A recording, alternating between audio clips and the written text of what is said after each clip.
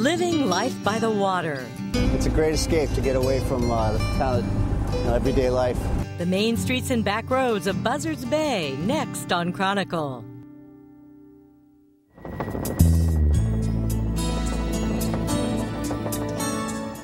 When English explorer Bartholomew Gosnold sailed into Buzzards Bay in 1602, he wrote of clear waters, vast salt marshes, and an abundance of fish.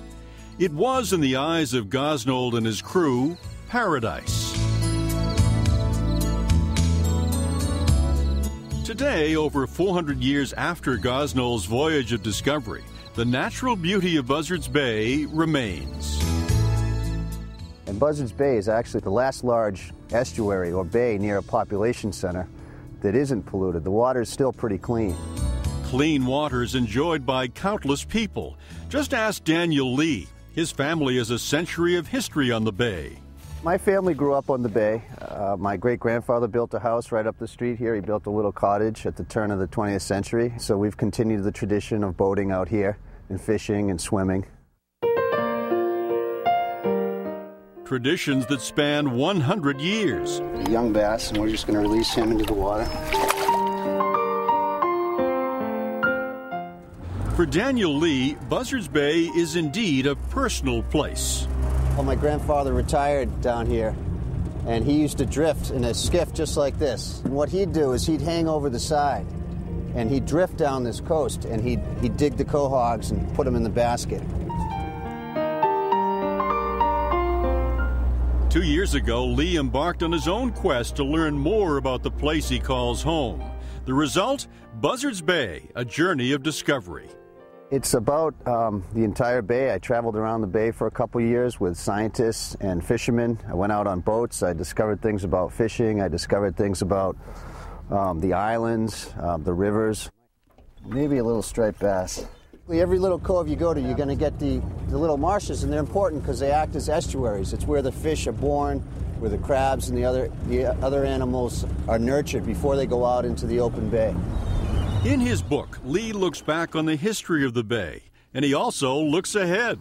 What I'd like to do, and I think what a lot of people around this area would like to do, is see their children, like my son. I want my son to be able to go out, and I want him to be able to fish and swim and clam. And in the next 20 years, if we don't manage the sprawl development and things like the tankers coming through the bay, if we don't manage that properly, then these waters aren't going to be clean.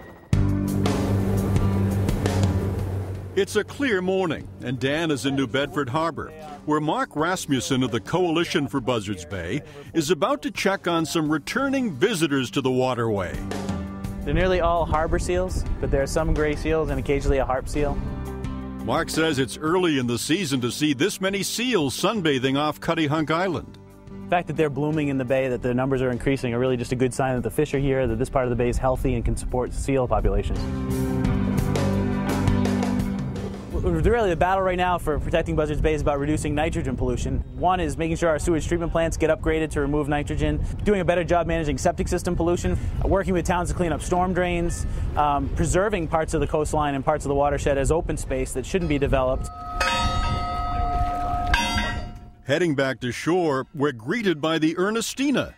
Hi, Amanda. It's Dan. What a nice day to be out on the water.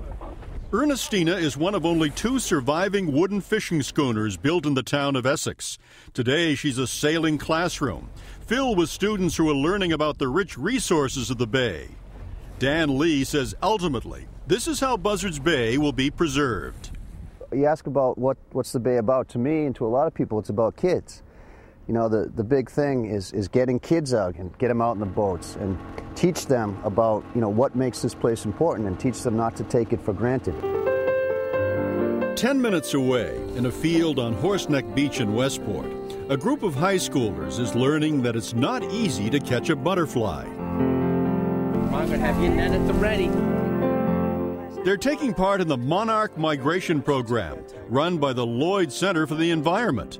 We are a nonprofit organization, so we teach school kids about the coastline, the animals that live here, the habitats that are here. The students are learning about the migration patterns of monarch butterflies. Once caught, the butterflies are tagged, then released to continue their journey. So the kids can see how far they went. They can learn geography from this. They can learn about migration. They can learn about these insects that weigh less than a dime. Tag. Let it go. Just let it go. As the butterfly journeys thousands of miles south, Dan Lee is happy in his harbor of refuge here on Buzzards Bay. It's an escape. It's a great escape to get away from kind of everyday life.